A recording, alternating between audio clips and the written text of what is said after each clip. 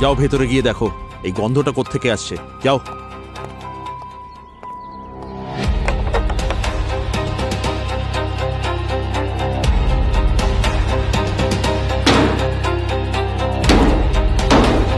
Hello,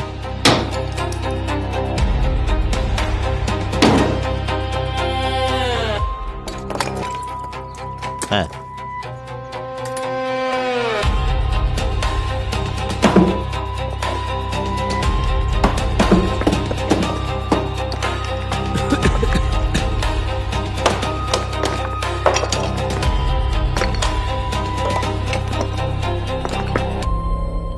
এটা কি?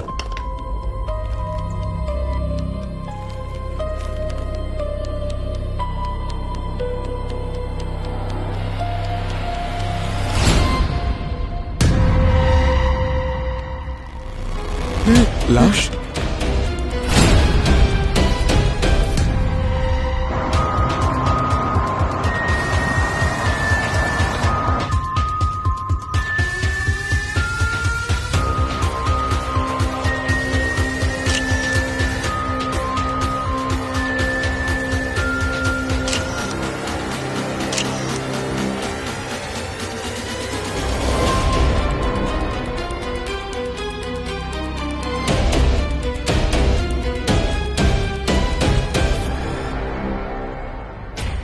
মনে হচ্ছে অনেকদিন ধরেই ঘরটা বন্ধ ছিল।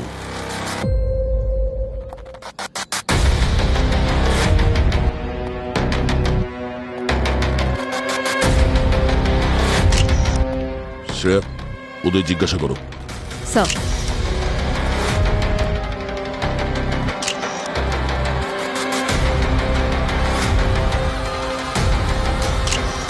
স্যার, যেভাবে বডিটা ডিকম্পোজড হয়েছে মনে হচ্ছে প্রায় 5-6 মাস হয়ে গেছে এটা পুঁতেছে। পঙ্কজ, তুমি ফরেন্সিক জন করছো নাকি? কেন স্যার? না না, তুমি অলমোস্ট ঠিক। এই লাশটা 9-10 মাস হয়ে গেছে পোঁতা হয়েছে, আর একে পোঁতার জন্য সিমেন্টের ব্যবহার করা হয়েছে। জানা আছে সিমেন্ট কেন ব্যবহার করা হয়েছিল? কারণ সিমেন্ট ডিকম্পোজিশনকে ডিলে করে। আর পেলভিক বোনের সাইজ দেখে মনে হচ্ছে কোনো মহিলার লাশ এটা। এই বাড়িটা কতদিন ধরে বন্ধ আছে? সুজাতার মৃত্যুর পর থেকে। এই মোটামুটি 9-10 মাস আগে সুজাতার কার অ্যাক্সিডেন্টে মৃত্যু হয়েছিল। তারপর থেকে সুরেশও বাড়ি ছেড়ে চলে যায়। এই বাড়িতে কি অন্য কোনো মহিলা থাকতেন? আই মিন, সুজাতা বা সুরেশের কোনো বোন বা মা, কোনো বন্ধু বা অন্য কোনো মহিলাকে গত 9 মাসে আসা যাওয়া করতে দেখেছেন? না ম্যাম, সুরেশ আর সুজাতা এই দুজনই থাকতো বাড়িতে। সুজাতার মৃত্যু যদি কার অ্যাক্সিডেন্টে 9 মাস আগে হয়ে গিয়ে থাকে, তাহলে এই লাশটা কার? সেটাই তো আমরাও ভাবছি, লাশটা কার আর এখানে কি করে এলো। এর ছুরির ডাইরেকশনটা দেখো পঙ্কজ। আমার মনে হচ্ছে খুনি একে ডানা দিয়ে ধরেছে আর বাঁকা দিয়ে ছুরি মেরেছে। স্যার, স্যার কি করছেন কি আপনি? আরে করে দেখাচ্ছি তো কেমন করে মেরেছিল।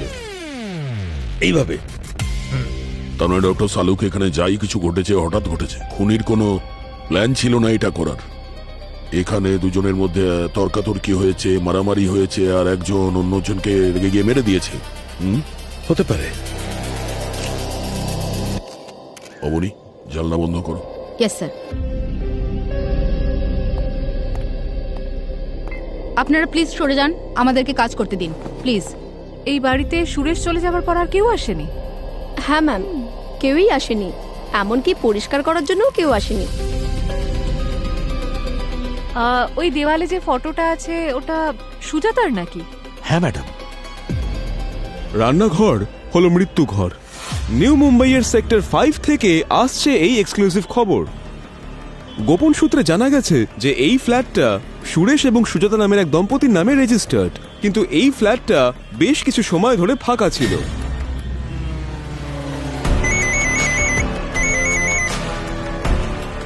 আরে কতবার কনফার্ম করবে? বললাম না হাইড্রোজেন প্যারক্সাইড 70%। হ্যাঁ, ফ্যাক্টরিতে। দেখুন, আমি জানি এটা বিপজ্জনক। আপনি যদি সাপ্লাই না করতে পারেন আমি অন্য কোনো সাপ্লাই খুঁজে নেব। দেখুন, আই এম সরি, প্লিজ যত তাড়াতাড়ি সম্ভব পাঠিয়ে দিন প্লিজ। Thank you.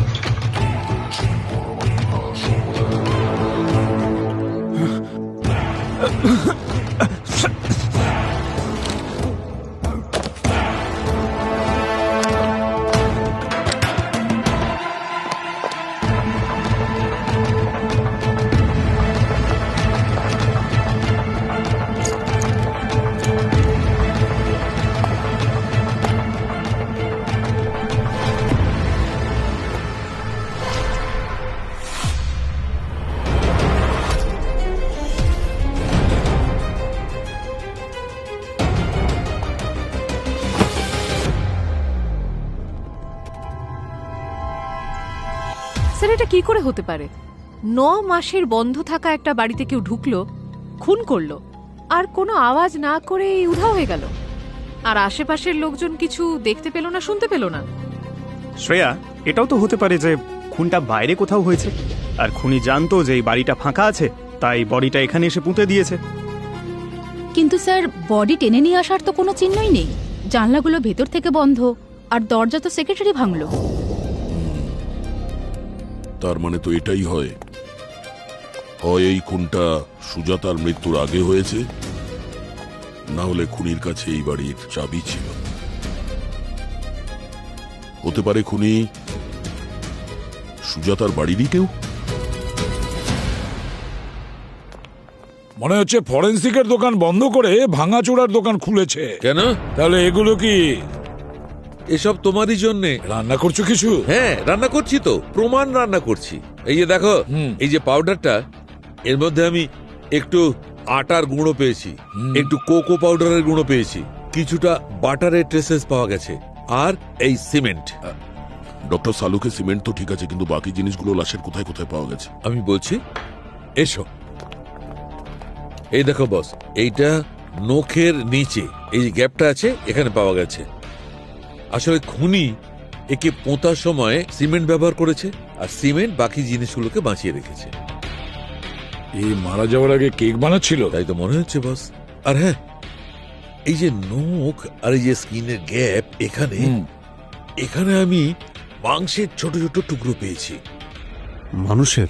হ্যাঁ, ওটা তো মানুষেরই, তবে কার সেটা চেক করার পর জানা যাবে। আর হ্যাঁ, আরো একটা ইন্টারেস্টিং ব্যাপার জানতে পেরেছি। কি? এসো বলছি। ওকে না, তুমি কি আমাদের বরপক্ষ ভেবেছো নাকি? আরে ভাই, সবাইকে ডাকছো, এদিকে এসো, এদিকে এসো। তবে বুঝিয়ে বলবো না? তাহলে বলো না তাড়াতাড়ি। এই দেখো, এটা মার্ডার ওপেন। খুনি এর ওপর থেকে আঙুলের ছাপ তো মুছে দিয়েছে, কিন্তু এই মার্ডার ওয়েপেনে রক্তের চিহ্ন এখনো পাওয়া যাচ্ছে। সেটা সিমেন্টের কারণে বেঁচে গেছে। কিন্তু স্যার, এই রক্তের দাগ তো ভিকটিমের হতে পারে অথবা খুনির। হ্যাঁ, যে কারোর হতে পারে। চেক করব, তখন বলবো কার। কিন্তু আরো এক বিষয় জানা গেছে। আরে এইটা আসলে হয়েছে কি, ওই ক্রাইম স্পটটা মেলার থেকে কম ছিল না। শ্রমিক, পাড়া প্রতিবেশী, মিডিয়া, ঘরের সমস্ত জিনিস সব মিলিয়ে আমি 32টা ডিএনএ স্যাম্পল পেয়েছি, 32। কিন্তু তবুও একটা বড় কাজের জিনিস পাওয়া গেছে। এই যে কাপড়, এই যে চিরুনি, এতে লেগে থাকা চুলগুলো, এই সব ডিএনএ সেম। আর এই 32 নম্বর ডিএনএটা ভিকটিমের দাঁতের ভেতর থেকে বার করে চেক করেছি। জানো কি জানতে পেরেছি? কি স্যার? এই সমস্ত ডিএনএ ভিকটিমের ডিএনএর সঙ্গে ম্যাচ করে যাচ্ছে। মাই গড! কিন্তু এটা তো তখনই সম্ভব যখন ভিকটিম সেই বাড়িতে থাকছে, আর তাও অনেক দিন ধরে। আর ওই বাড়িতে অনেক দিন ধরে থাকা মহিলা তো একজনই, সুজাতা। মানে এই লাশ সুজাতার। কিন্তু স্যার, সুজাতার তো কার অ্যাক্সিডেন্টে প্রায় 9 মাস আগেই মৃত্যু হয়েছে। কিচেনে যে লাশটা আমরা পেয়েছি সেটা সুজাতার। তবে 9 মাস আগে ওই পুড়ে যাওয়া যে লাশটা ট্যাক্সিতে পাওয়া গিয়েছিল, সেটা তাহলে কার ছিল? সেটা আমাদের খুঁজে বের করতে হবে। একটা কাজ করো স্যার, ট্যাক্সি অ্যাসোসিয়েশনে গিয়ে ওই ট্যাক্সির পুরো ডিটেলস বের করো, যেটা 9 মাস আগে পুড়ে ছাই হয়ে গিয়েছিল এবং যার মধ্যে একটা লাশও পাওয়া গিয়েছিল, যেটা সেদিন পুড়ে গিয়েছিল। ওখান থেকেই সুজাতার মৃত্যুর রহস্য খুঁজে পাওয়া যাবে।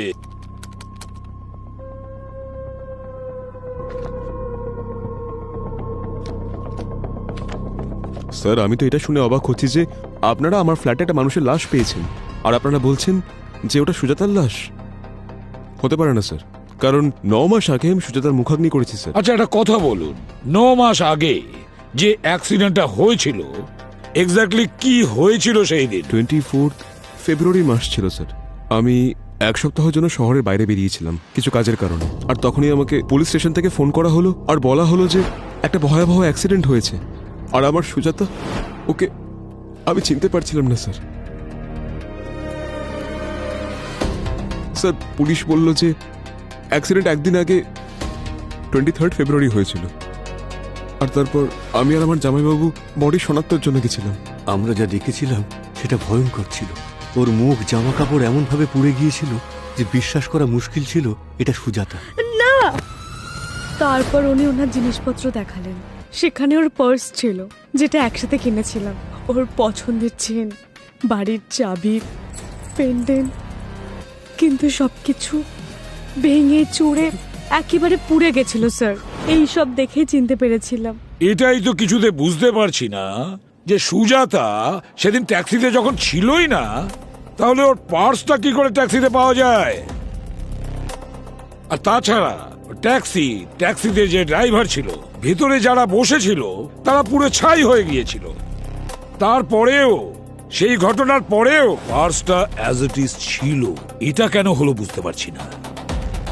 আচ্ছা, সুজাতা কি রেগুলারলি ট্যাক্সিতেই আসা যাওয়া করতো? হ্যাঁ, ও নিজের বেকারের জন্য নতুন জায়গা খুঁজছিল। ইনফ্যাক্ট ডেলিভারি করার জন্য নিজেই চলে যেত কখনো কখনো, কিন্তু মোস্টলি ট্যাক্সি করে। আরে আরে কি হলো, কি হলো? আপনি ওটা ঠিক দাও, আছেন? জল দাও, তাড়াতাড়ি। জল দাও না। জল খান। প্লিজ জলটা খেয়ে নিন। এবার আপনি ঠিক আছেন? স্যার, যবে থেকে সুজাতা মারা গেছে বাবা নিজেকে সামলাতে পারছেন না। আর এখন তো এই খবর শুনে এমন মনে হচ্ছে যে ও যেন আবার মারা গেছে। আচ্ছা সুরেশ বাবু, ওই ঘটনার পর আপনি তো বাড়ি ছেড়ে দিলেন, তাহলে ওই বাড়ির চাবিটা আর কার কার কাছে ছিল? কারোর কাছে ছিল না। অ্যাক্সিডেন্টে দুদিন আগে সুজাতা ওই লকটা চেঞ্জ করে দিয়েছিল। আর তারপর আমিও বাইরে ছিলাম, তাই নতুন চাবি আমার কাছেও ছিল না। আর তারপর কোনো প্রয়োজনই পড়েনি। আমার একদমই সাহস হয় না এই ফ্ল্যাটে একা থাকা। আর সেই জন্যই আমার বোনের বাড়িতে শিফট হয়ে গেছি।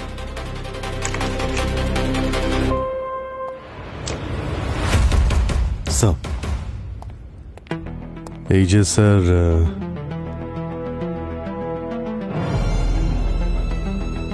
আরে বাহ মিস্টার সুরেশ, দারুণ একটা ঘড়ি পরে আছেন তো আপনি।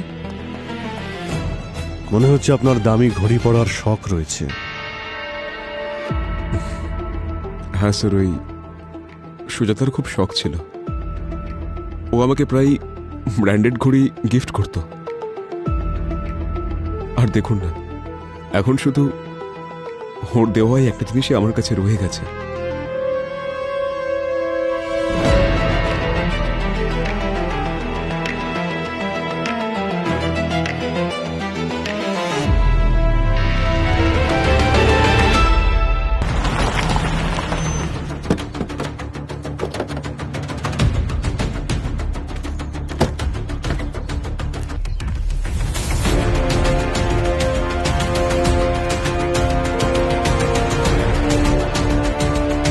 আমার মনে হয় এই ব্যাপারটা সকলেই জেনে গেছে। নমস্কার। নমস্কার স্যার। স্যার, আমি ভাস্কর, ট্যাক্সি ইউনিয়নের লিডার। স্যার, ফোনে আপনি যা যা বলেছিলেন সব করে দিয়েছি। স্যার, ওই ড্রাইভারের নাম লালবাবু, এই ওনার ছবি। স্যার, বললে আপনাকে পাঠিয়ে দেবো। মুখ দেখে তো চিনতেই পারছিলাম না। ওই যে বিল্লা নাম্বার আর রেজিস্ট্রেশন নাম্বার দেখে তারপরে চিনতে পারলাম।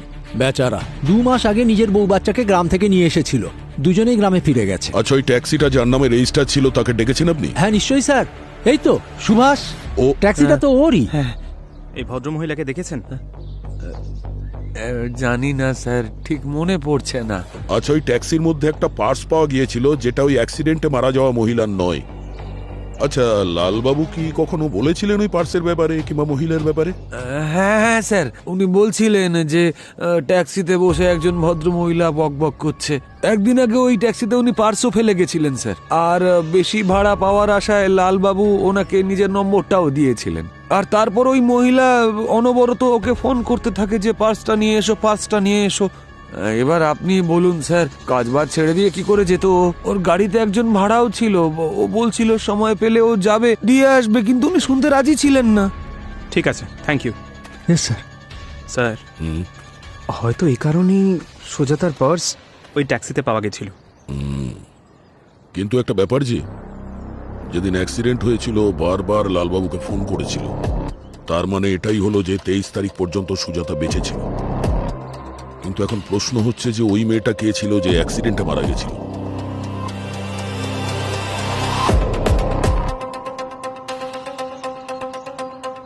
হ্যাঁ বনি, এই খাড়গড় থেকে পাম বিচের রুটে যতগুলো পুলিশ স্টেশন আছে ওখানে গিয়ে খোঁজ নাও যে 23শে ফেব্রুয়ারি থেকে 2 সপ্তাহ পর্যন্ত কতজন মেয়ের নামে মিসিং কমপ্লেন করা হয়েছে, যাদের এজ হলো 30 থেকে 35 বছরের মধ্যে। ঠিক আছে, এটা তো জানা যাক যে ওই দিন গাড়িতে যে মারা গেছিল সে কে, আর ওর প্রোফাইল চেক করো। ওকে পঙ্কজ, যে থানাতে এই অ্যাক্সিডেন্টের ব্যাপারে কেস করা হয়েছিল তাদের সঙ্গে গিয়ে দেখা করো, কথা বলো ওদের সঙ্গে।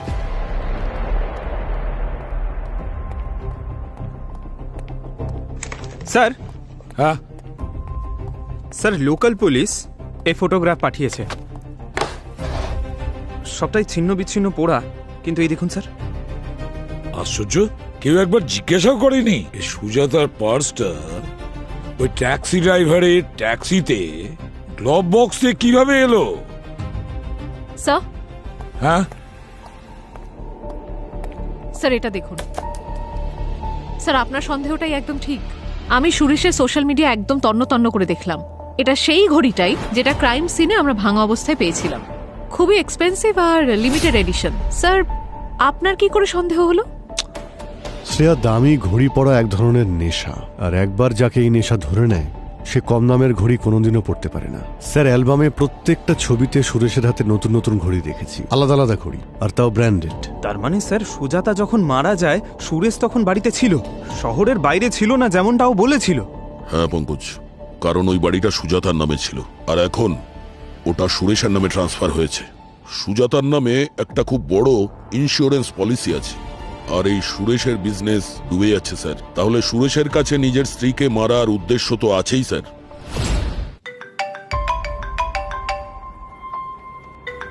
হ্যাঁ শালুকে বলো, তাড়াতাড়ি পাঠাও।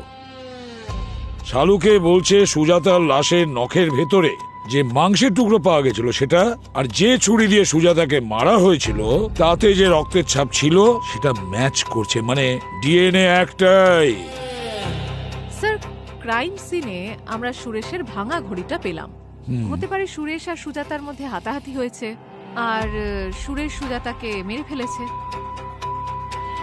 স্যার, সালুঙ্কে স্যার যে ডিএনএটা পেল, যদি ওটা সুরেশের ডিএনএর সাথে ম্যাচ করে তাহলে কেস ক্লোজ। তবে সুরেশ যার শেষকৃত্য করেছে সেটা কার করেছে? স্যার, আমার বিশ্বাস হচ্ছে না যে আপনারা আমার উপর সন্দেহ করছেন। আমার সুজাতাকে আমি কিভাবে? আর স্যার, এই ঘড়ি আমি জানি না আমার এই ভাঙা ঘড়িটা আপনারা আমার ঘরে কোত্থেকে পেলেন। এটা কত বছরই হারিয়ে গেছিল। হারিয়ে গিয়েছিল? আচ্ছা, প্রায় এরকম দামি ঘড়ি হারিয়ে গেলে লোকে থানায় অভিযোগ করে। আপনি করিয়েছিলেন? স্যার, পুলিশের রিপোর্ট লিখিয়েছিলাম আমি, কিন্তু কোনো লাভ হয়নি। স্যার, আপনারা চাইলে আমি কপি দিতে পারি। সুরেশ, সোজা কথায় আসি, হয় তুই আমাদের কাছে কিছু লুকোচ্ছিস, না হলে কেউ তোকে তোর স্ত্রীকে খুন করার দায়ে ফাঁসানোর চেষ্টা করছে। এখন মনে করার চেষ্টা কর, ভালো করে ভাব, আর ভালো করে ভেবে বল কে হতে পারে সে যার সুজাতার মৃত্যুতে কিংবা তোর জেল হলে লাভ হতে পারে। স্যার, আমরা খুব সাধারণ মানুষ। আমার ছোট একটা ব্যবসা আছে, আর ওর একটা বেকারি ছিল। হ্যাঁ, ওর বেকারি সার্কেলে 2-3 জন বন্ধু ছিল যারা ওর ক্ষতি করার চেষ্টা করেছিল। বিশেষ করে একটা নাম ছিল সেখানে, বিহান, আহান নাকি অয়ন, স্যার এমনই কোনো নাম ছিল। কিন্তু এটা তো স্যার ব্যবসায় চলতে থাকে, তার জন্য কি কেউ কারোর খুন করতে পারে নাকি স্যার? শেষবার তোমার সঙ্গে সুজাতার কবে কথা হয়? স্যার, অ্যাক্সিডেন্টের 3 দিন আগে, আর ওই সময় আমাদের মধ্যে ঝগড়া হয়েছিল। কি ব্যাপার নিয়ে? অ্যাকচুয়ালি ওর বেকারির ব্যবসাটাও এক্সপ্যান্ড করতে চাইছিল, তাই আমরা খাড়গড় সেক্টর 3 নিউ মুম্বাইতে একটা ম্যানুফ্যাকচারিং ইউনিট দেখেছিলাম। আমরা লকও করে দিয়েছিলাম সেটাকে। তারপর সাডেনলি ও বললো যে ও ক্যান্সেল করতে চাইছে। আমি যখন ওকে জিজ্ঞেস করলাম তো ও বলতে শুরু করলো যে এই জায়গাটা খুবই অশুভ আর এখানে হওয়া প্রত্যেকটা ব্যবসা বন্ধ হয়ে গেছে। তারপর আমি ওকে এটুকু বোঝালাম যে ও খুব কুসংস্কারে বিশ্বাসী হয়ে যাচ্ছে, আর ও তারপর থেকে আমার সঙ্গে ঝগড়া করতে শুরু করলো আর আমাদের মধ্যে আর্গুমেন্ট বেড়েই গেল। মিস্টার সুরেশ, আমরা আপনার ডিএনএ টেস্ট করতে চাই। আপনি কি তৈরি?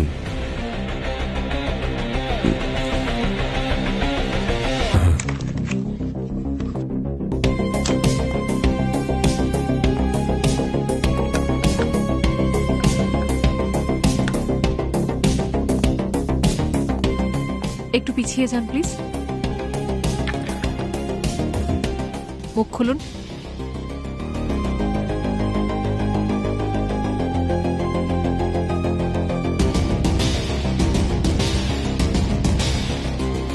যতক্ষণ না এই কেসটা সলভ হবে শহর ছেড়ে তুমি কোথাও যাবে না। স্যার, হ্যাঁ স্যার, সুরেশ যার কথা বলেছিল আহান, সুজাতার বিজনেস রাইভাল, এটা ওর সোশ্যাল মিডিয়া অ্যাকাউন্ট। এই দেখুন।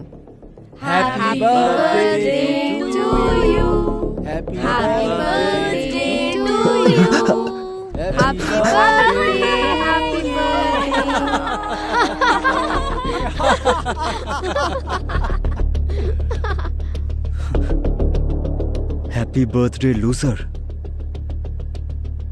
আমি ভালো করে জানি এটা তোরই কাজকর্ম। আমি তোকে শেষ করে ফেলবো।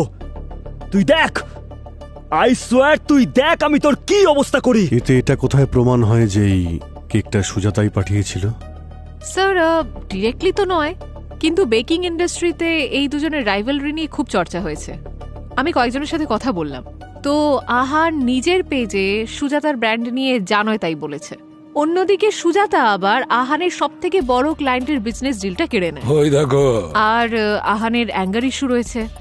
একবার ওর অ্যাসিস্ট্যান্ট ক্রিমটা বড্ড মিষ্টি করে দিয়েছিল, তো রেগে গিয়ে আহান তার নাক ফাটিয়ে দেয়। স্যার, আরও একটা ব্যাপার, আহানের বার্থ ডেট ফেব্রুয়ারি 22।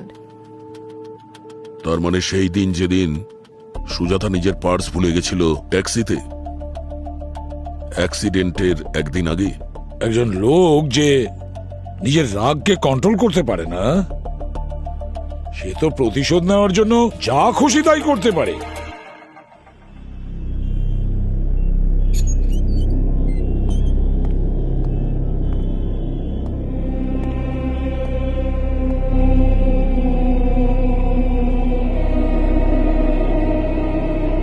আরে স্যার, এটা দেখে বেকারি কম, সিরিয়াল কিলারদের আড্ডা মনে হচ্ছে। সিরিয়াল কিলার না স্যার, শয়তানের আড্ডা। আমাদের Halloween special cake sir, customise. বলুন আপনারা কি নেবেন? আমাদের কেক নয়, স্টেটমেন্ট চাই। আমরা সিআইডি থেকে এসেছি। তার মানে এটা নয় যে আমরা কেক খাই না, বুঝেছো?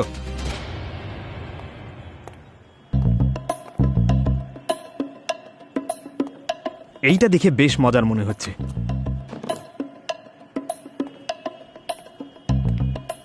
এই নাও, আগে তুমি একটু খাও। এই নাও, খাও খাও খাও খাও। এইটা আমি খাবো। সরি স্যার, আমি একটু ডায়েট করছি। এ নাও, তুমি খাও। নাও, কোনো টেনশন নেই, খেয়ে নাও। দাও, আমি দেখছি। তুমি স্যারের সঙ্গে কথা বলো। বলুন স্যার, আমি আপনাদের কিভাবে সাহায্য করতে পারি?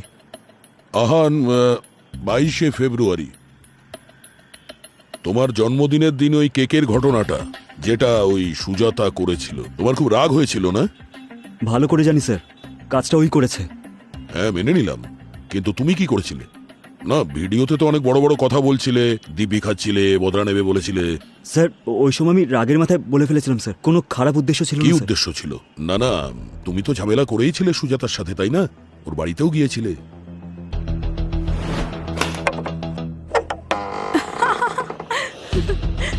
আমি জানি ওই কেকটা তুই পাঠিয়েছিলিস। তুই এতটা নিচে নামতে পারিস আমি কখনো ভাবতেই পারিনি। বোর করিস না। শোন, নতুন একটা কেক ট্রাই করেছি, টেস্ট করবি? তোকে হ্যাঁ হ্যাঁ, আমাকেও মারবি যেভাবে তুই নিজের অ্যাসিস্ট্যান্টকে মেরেছিস? চল বস বস বস, আমি কিছু নিয়ে আসছি। কে রে, বস। স্যার আমি ওই অ্যাঙ্গার ম্যানেজমেন্ট থেরাপি নিচ্ছি স্যার। যদি আমি ওখানে এক মুহূর্ত থাকতাম না, তাহলে কিছু একটা করে ফেলতাম। সেই জন্য স্যার আমি একটা দীর্ঘ নিঃশ্বাস ফেলে ওখান থেকে বেরিয়ে যাই। আচ্ছা, হ্যাঁ স্যার। ঠিক আছে, তোমার উপর আমাদের নজর থাকবে।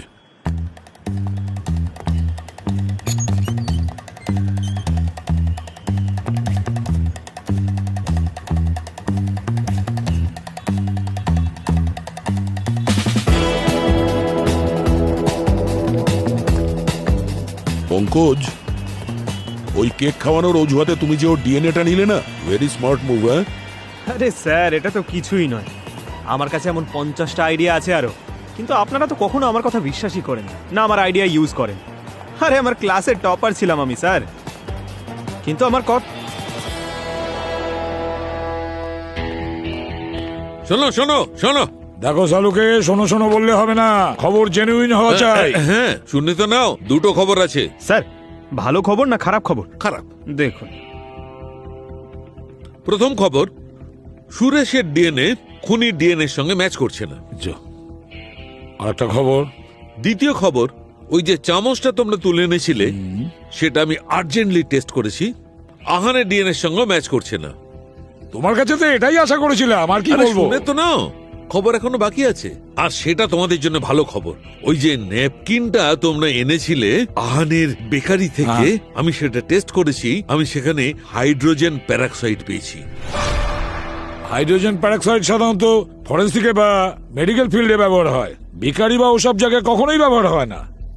তাহলে আহানের বেকারিতে কিভাবে পাওয়া গেল? বস, ইন্টারেস্টিং কথাটা হচ্ছে এই হাইড্রোজেন প্যারক্সাইড সাধারণ নয়, এটা হচ্ছে হাই টেস্ট প্যারক্সাইড, এইচটিপি। এর কনসেন্ট্রেশন থাকে 70%, আর এটা সাধারণ লোকেদের কাছে পাওয়া যায় না। এটা যারা বিক্রি করে তাদের রেকর্ড রাখতে হয়। নিউ মুম্বাইতে যতগুলো কেমিক্যাল ফ্যাক্টরি আছে, সব জায়গায় গিয়ে খোঁজ নিয়ে দেখতে হবে যে এই এইচটিপি হাই টেস্ট প্যারক্সাইড কারা সাপ্লাই করে, আর এই আহানের বেকারিতে কেন সাপ্লাই করলো, কিভাবে করলো, কি কানেকশন আছে এদের দুজনের, খোঁজ নিয়ে দেখতে হবে। স্যার আমি নিউ মুম্বাইয়ের সমস্ত পুলিশ স্টেশনের সাথে কথা বলে নিয়েছি। ট্যাক্সি অ্যাক্সিডেন্টের 2 সপ্তাহ আগে থেকে 30 থেকে 35 বছর বয়সের 10 জন মহিলা মিসিং। My God! কিন্তু স্যার তাদের মধ্যে একজন আছে ডিম্পল, যে বাড়ি থেকে বেরিয়েছিল হলুদ কালো ট্যাক্সিতে, আর তারপরে কখনো ফেরেনি। কমপ্লেন কে ফাইল করেছিল? ওনার ভাই স্যার, সান বাড়াতে থাকে, আমি তার সাথে কথা বলেছি। অ্যাকচুয়ালি ডিম্পলের হাঁটুতে প্রবলেম ছিল, সেই জন্য তার ভাই ট্যাক্সি ড্রাইভারের সাথে পিক আপ আর ড্রপ কথা বলে নিয়েছিল। মোটামুটি 3টের সময় ডিম্পল তার ভাইকে কল করে আর বলে যে কোনো মেয়ে এই ড্রাইভারকে বারবার কল করছে, আর ড্রাইভার প্রথমে তার পার্স ফেরত দিতে চাইছিল, আর ভাই ড্রাইভারকে ফোন করে বলে যে প্রথমে ডিম্পলকে ড্রপ করে যেখানে যাওয়ার হয় যাও। এর মানে হলো ওই দিন সুজাতার জায়গায় ডিম্পলের শেষকৃত্য হয়েছে। ঠিক। কিন্তু স্যার 23শে ফেব্রুয়ারি সুজাতা বারবার লালবাবুকে ফোন করছিল পার্সের জন্য। এর মানে 23শে ফেব্রুয়ারি দুপুর পর্যন্ত তো সুজাতা বেঁচে ছিল। তাহলে সুজাতাকে কখন মারলো আর কে মেরেছে? স্যার মোবাইল কোম্পানিগুলো সুজাতার কল রেকর্ড আর টাওয়ার ডেটার লোকেশন শেয়ার করেছে। ওদের কথা অনুযায়ী সুজাতা সুরেশকে এসএমএস করেছিল 24শে ফেব্রুয়ারিতে আই এম ফাইন। তখনই সুজাতার লোকেশন ওর পাশের টাওয়ারেই লোকেট করা যায়, মানে 24শে ফেব্রুয়ারি পর্যন্ত ওর বাড়িতেই ছিল। তারপর থেকে ওর ফোনটা বন্ধ হয়ে যায় আর 1 মাস ধরে স্ট্যাটিক থাকে, আর তারপরে ওর ফোনটা ডাম্পিং ইয়ার্ডে পাওয়া যায়। স্যার তার মানে 24শে ফেব্রুয়ারি অবধি সুজাতা বেঁচে ছিল, আর ওর বাড়ির লোক ভেবেছিল ওই অ্যাক্সিডেন্টে যে মারা গেছে সেই বডিটা সুজাতার। আর যেই সুজাতার অ্যাক্সিডেন্টের খবরটা বাইরে ছড়ায়, খুনি সুজাতার ফোনটা ফেলে দেয়। এর তো এটাই মানে হলো স্যার যে খুনি সুজাতাকে আর ওর পরিবারকে খুব ভালোভাবে চিনতো, আর ওদের উপর নজরও রাখছিল। স্যার আমি নিউ মুম্বাইতে সব বড় কেমিক্যাল সাপ্লাইয়ের সঙ্গে কথা বলেছি। আহানের সঙ্গে কারোরই ডাইরেক্ট কানেকশন নেই স্যার। একটা বিলিং বড়ই অদ্ভুত ছিল স্যার। খারগারের সেক্টর 3-তে একটা কেক ম্যানুফ্যাকচারিং কারখানা ছিল, যেখানে 9 মাসের মধ্যে 3 বার এইচটিপি ডেলিভার হয়েছে। কোনো অ্যাভান্টগার্ড কোম্পানির জায়গা ওটা। এটা তো সেই জায়গাটা স্যার যেখানে সুজাতা ভাড়া নিতে চেয়েছিল, যদিও পরে ও ভাড়া নেয়নি ওখানে। স্যার আমি নেটে চেক করলাম যে আবান গ্র্যান্ড কোম্পানি আহানের বেকারির প্যারেন্ট কোম্পানি।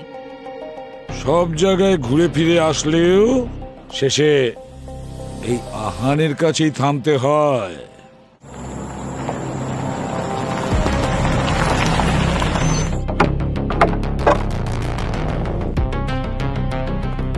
স্যার এই জায়গাটা তো অনেক মাস মনে হচ্ছে বন্ধই পড়ে আছে। আশেপাশে কোথাও তো সিকিউরিটি গার্ডও নেই।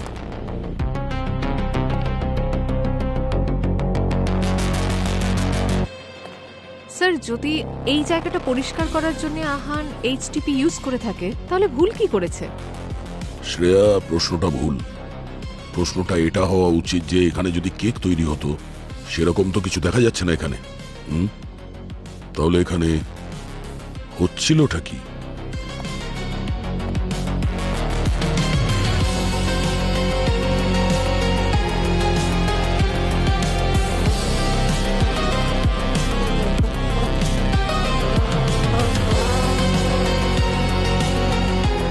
স্যার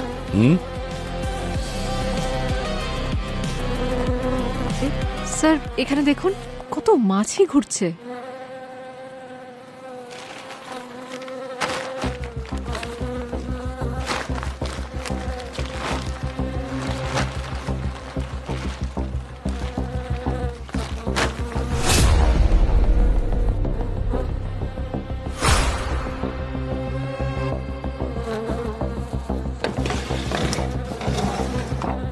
স্যার এই লোকটা? এটা তো লালবাবু, ওই ট্যাক্সি ড্রাইভার যার মৃত্যু 9 মাস আগে ওই ট্যাক্সিতে পুড়ে গিয়ে হয়েছিল। কিন্তু এখানে এই বডিটা দেখে মনে হচ্ছে যে 2-3 দিন আগে খুন করা হয়েছে। স্যার তার মানে ওই অ্যাক্সিডেন্টে সুজাতার সাথে লালবাবুকেও ভুল আইডেন্টিফাই করা হয়েছিল। এটা কি ব্যাপার? একটা অ্যাক্সিডেন্ট, 2টো মৃত্যু, আর দুজনেরই পরিচয়পত্র ভুল। ডিম্পলকে সুজাতা ভেবেছিল আর ড্রাইভারকে লালবাবু। যদি লালবাবুর মৃত্যু কয়েকদিন আগে হয় তাহলে ওই ট্যাক্সিতে পুড়ে যে লোকটা মারা গেছিল, ওই লোকটা কে ছিল? হ্যালো দয়া, কেক ম্যানুফ্যাকচারিং ইউনিটে আমি সেই 70% কনসেন্ট্রেটেড এইচটিপি পেয়েছি যা আমি আহানের বেকারিতে পেয়েছিলাম। কিন্তু তার থেকেও বড় কথা জানা গেছে, সেটা হচ্ছে এই লালবাবুর ডিএনএ সুজাতার বডিতে পাওয়া ডিএনএর সঙ্গে ম্যাচ করে গেছে। কিন্তু ডক্টর সালুকে লালবাবু সুজাতাকে কেন মারবে? মানে মোটিভটা কি? মোটিভ যাই হোক না কেন, আমাদের এটা জানতে হবে যে লালবাবু সুজাতাকে খুন কেনই বা করতে গেল, আর কেউ লালবাবুকেই বা খুন কেন করবে। যাতে লালবাবু কোনো কথা না বলতে পারতেন আর চুপ হয়ে যান। লালবাবু সুজাতার ব্যাপারে এমন কোনো কথা জানতেন যেটা ওনার জানার কথা ছিল না। আর তাছাড়া এর সাথে আহানের কোনো না কোনো কানেকশন নিশ্চয়ই আছে সুজাতার খুনের সঙ্গে। এই লালবাবুর স্ত্রীর সঙ্গে কথা বলতে হবে, ওনাকে নিয়ে এসো। এইচটিপি, হাই টেস্ট প্যারক্সাইড, এর নাম তুমি শুনেছো? স্যার ওই কয়েক মাস আগে কেন জানি না হঠাৎ ফ্যাক্টরিতে প্রচুর পরিমাণে পোকামাকড় দেখা দেয়। স্যার কেকের ওই পুরো ব্যাচটাই ফেলে দিতে হয়েছিল আমাদের।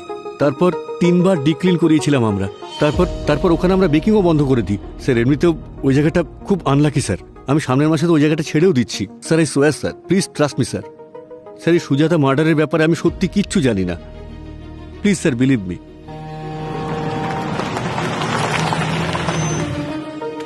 এই লালবাবু কোথায় থাকেন? লালবাবু এখানেই থাকেন। এখানে? হ্যাঁ। ঠিক আছে। কেউ আছেন? লালবাবু?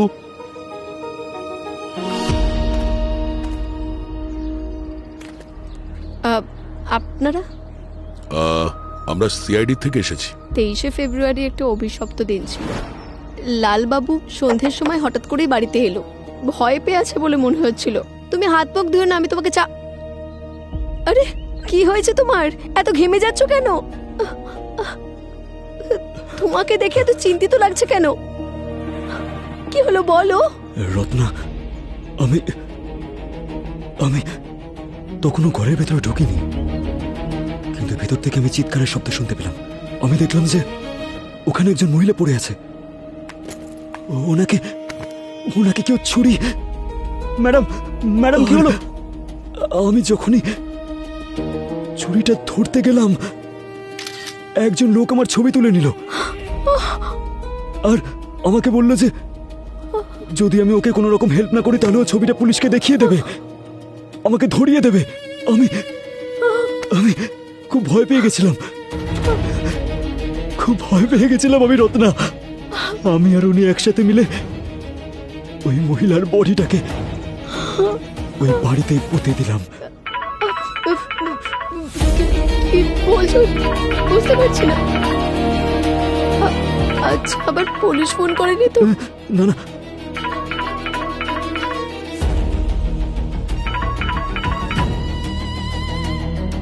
হ্যাঁ হ্যালো। আরে তুই এখনো পৌঁছোসনি আমার বোনকে নিতে? পুরো টাকা নিয়ে পালিয়ে গেছিস, লজ্জা করে না? আমি আসছি স্যার। কোনো প্যাসেঞ্জারকে নিয়ে যাওয়ার কথা ছিল, কারণ ও অ্যাডভান্স নিয়েছিল আর ওর অবস্থা এমন ছিল যে ও ঠিকঠাক গাড়ি চালাতে পারবে না, তাই ও ওর ইউনিফর্ম আর ব্যাজ ওর ভাইকে দিয়ে দিয়েছিল। খারঘাট সেক্টর 3-তে একটা পিকআপ আছে, ওনাকে ওখানে নিয়ে গিয়ে বাড়িতে ছেড়ে আসবি। আমার শরীরটা আজকে খুব একটা ভালো লাগছে না। ঠিক আছে, নিজের খেয়াল রাখিস। আর যখন দুর্ঘটনাটা ঘটেছিল তখন গাড়িতে লালবাবুর জায়গায় ওর ভাই ছিল। সেই কারণে লোকাল পুলিশ ওই লোকটাকে লালবাবু ভেবেছে, কারণ মুখ দেখে ঠিকমতো বোঝা যাচ্ছিল না। আর ওই লাইসেন্স প্লেট আর ব্যাজ নাম্বার ওটা লালবাবুরই ছিল। আর এই ঘটনার পর লালবাবুর লুকোনোর প্রয়োজন ছিল, তাই আপনারা ওখান থেকে এখানে চলে এসেছেন। যে লোকটা খুন করেছিল সে কে ছিল, কেমন দেখতে ছিল, কিছু বলেছিল লাল? ও তো আমাকে বেশি কিছু বলেনি। ও বলছিল যে ও যখন জোরে জোরে চিৎকার করছিল আর আরো যখন মাথা গরম করে ফেলছিল তখন কান চুলকাতো, কিন্তু এবারেও কান চুলকাচ্ছিল না। এইবার মানে ধরুন এই তো 3 দিন আগে ওই লোকটার ফোন এসেছিল আর ও লালবাবুকে বলেছিল যে ও লালবাবুকে টাকা দেবে চাকরি দেওয়ার জন্য। লাল তো কিছুতে যেতেই চাইছিল না, আর আমি জেদ করেছিলাম যে এগুলো ভুলে সামনের দিকে এগিয়ে যেতে, যেখানে বাচ্চাদের ভবিষ্যতে প্রশ্ন আছে। কোন নাম্বার থেকে কল এসেছিল? এটা তো আমি জানি না, এটা হয়তো লালের ফোনেই থাকবে। লালবাবুর ফোন নাম্বারটা দেবেন প্লিজ। 9818। ওকে। লালকে আমি 2 দিন ধরে ফোন করছি, ও ফোন তুলছেই না। ও কখনো এর আগে এরকম করেনি। উনি না, 3 দিন আগে সুজাতার লাশ পাওয়া গেছে, আর 3 দিন আগে লালবাবুকে কেউ ফোন করেছে।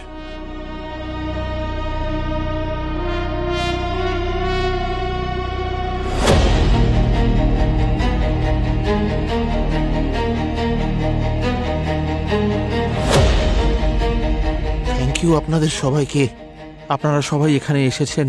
আমি কখনো ঠিক করে আমার মেয়ে সুজাতাকে বিদায় জানাতে পারিনি, কিন্তু আজ আপনারা সুজাতার খুনি তাকে ধরে ফেলেছেন। আমার মেয়ে আমার চোখের মণি ছিল। আজও আমি ওর ছোটবেলার ছোট ছোট ঘটনা বলি।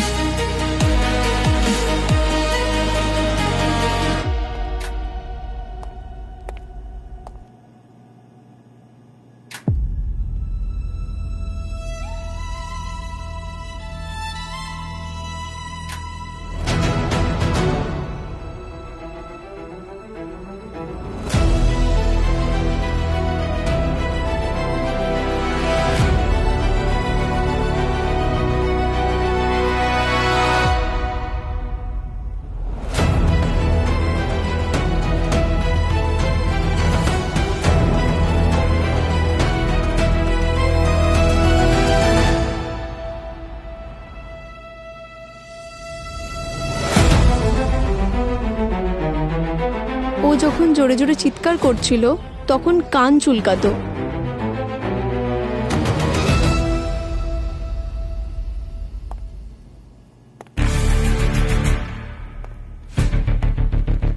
জামাইবাবু,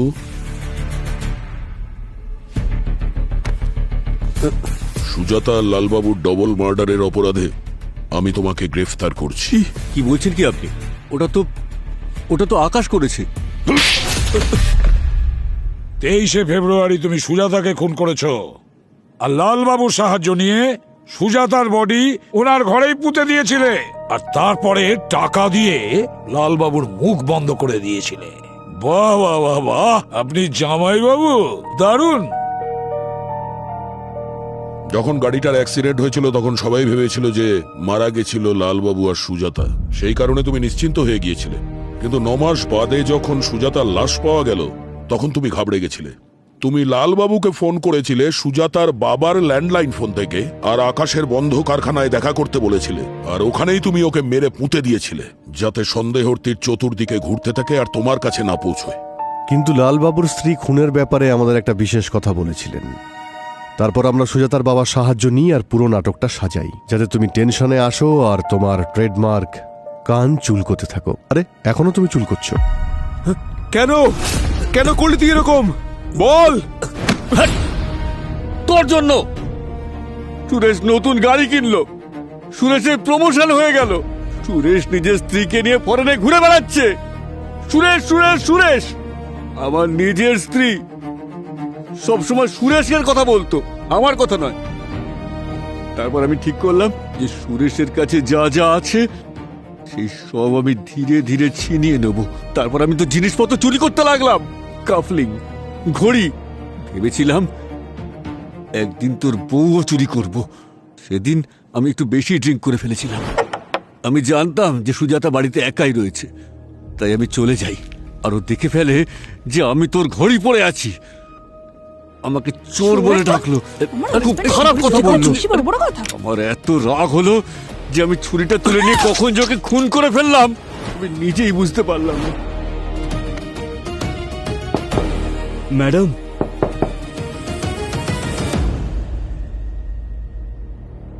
আরে ম্যাডাম, ম্যাডাম, ম্যাডাম, ম্যাডাম, আরে এটা কি করে হলো? আরে ম্যাডাম, এই তোকে মারলি কেন? আরে আরে আমি কিছু করিনি স্যার। দাঁড়া, এক্ষুনি আমি পুলিশকে ডেকে সব কথা বলছি। আরে আরে স্যার, আমি পায়ে পড়ছি স্যার, আমার ঘরে সন্তান বউ আছে। এই আমি জানি যে তুই এটা করিসনি, আরে কিন্তু দেখ আমি পুরোটা রেকর্ডিং করেছি। যদি বাঁচতে চাস তাহলে লাশ গুম করতে আমাকে তুই সাহায্য করবি। আরে বল।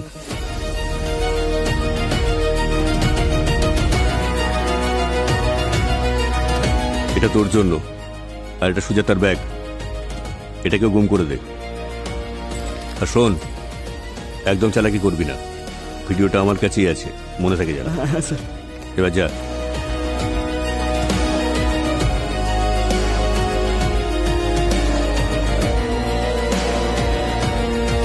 সুরেশ যা কিছু উপার্জন করেছে নিজের পরিশ্রম আর সততা দিয়ে সেটা করেছে, কিন্তু তুমি ওই সব কিছু পাওয়ার লোভে একজন নিরীহ মানুষের প্রাণ নিয়েছো, দুটো খুন করেছো তুমি। আইন তোমাকে কোনোদিন ক্ষমা করবে না, তোমার ফাঁসি তো অনিবার্য।